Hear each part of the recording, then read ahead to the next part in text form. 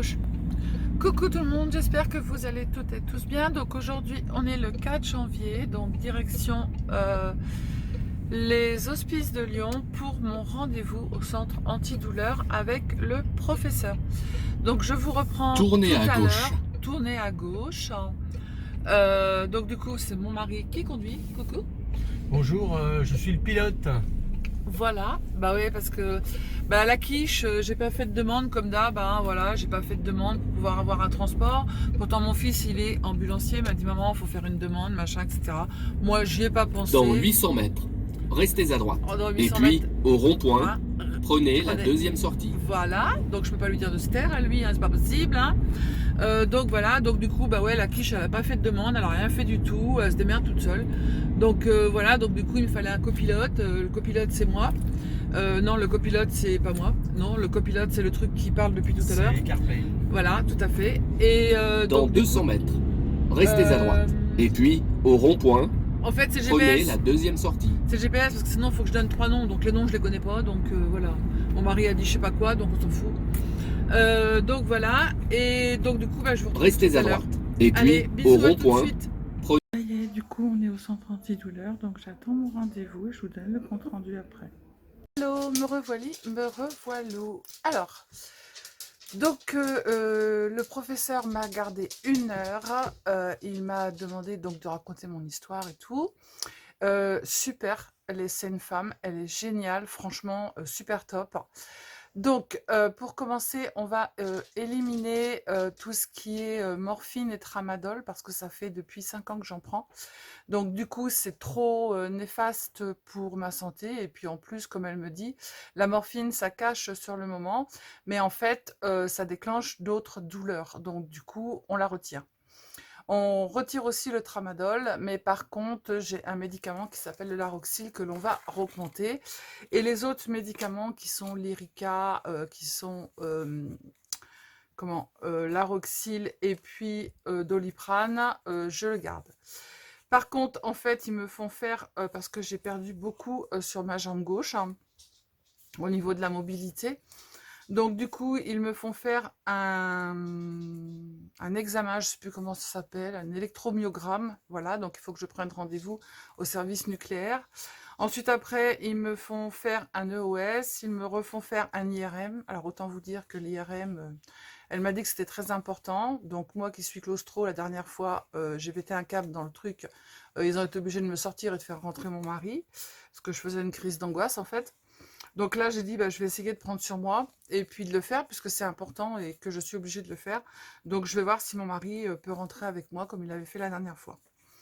Et donc à la suite de tout ça, prise de sang et tout le bastringue. Et ensuite, après, je vais recevoir en fait des courriers à la maison. Et avant le neurostimulateur, on va me brancher pendant 3 heures en fait pour me faire une transfusion. Alors le nom de ce qu'on va me transfuser, je ne me rappelle plus du tout.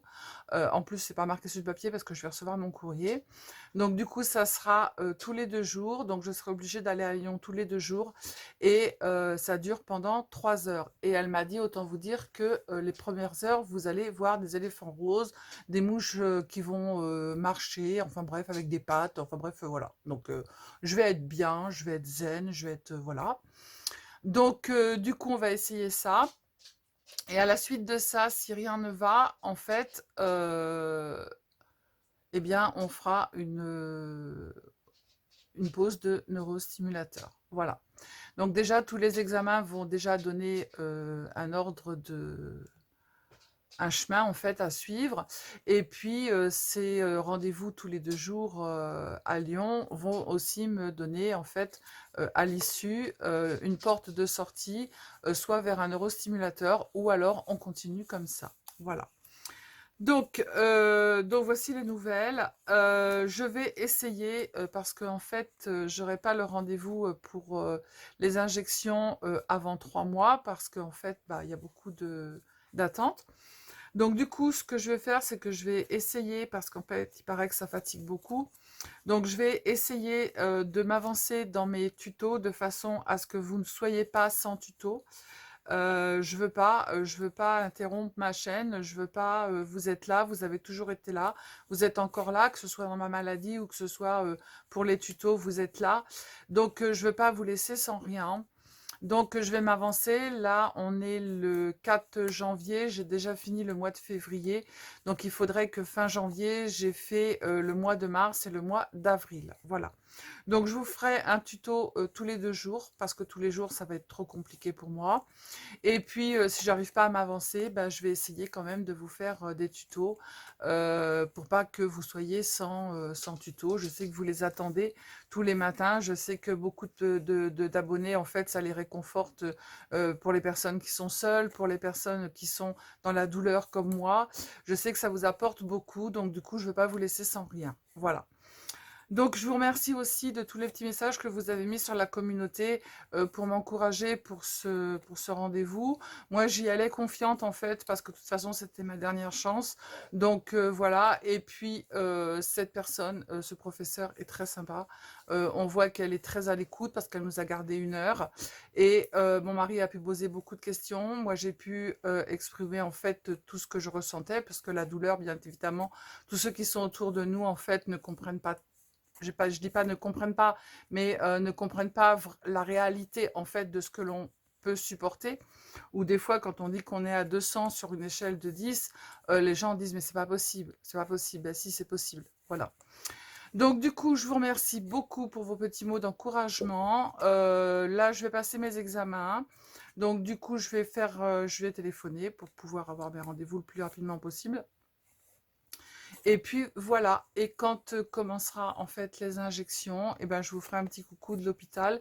Moi, ça me fera du bien, en plus ça me passera le temps parce que rester 3 heures à rien faire et brancher, voilà, c'est pas évident. Alors elle m'a dit aussi, il y a un appareil qui s'appelle le TENS. Moi j'en avais déjà fait et avant la deuxième opération et j'en avais acheté un. Et donc elle m'a dit d'en faire 1 heure pendant tous les jours. Et puis, si je vois que ça me soulage un petit peu, eh bien d'en faire 2 heures ou 3 heures, peu importe. Le principal, c'est que ça me soulage et que la douleur ne perdure pas. Voilà. Donc voilà, voilà. Donc je vous fais des bisous. Moi, je vais bien. Le moral est au top puisque vous êtes là. Donc du tout, tant que vous serez là, moi je serai là. Et puis, je vous fais plein de bisous. Je vous dis à bientôt. Prenez soin de vous, les sildingos, les sildingotes. Scrapez bien. Je vous remercie encore énormément du fond du cœur. Je vous adore. Sans vous, je ne serais pas. Voilà. Et restez comme vous êtes parce que moi, je ne changerai pas et je resterai comme je suis. Voilà. Surtout, vous prenez pas la tête. Bisous, bisous. Ciao, ciao.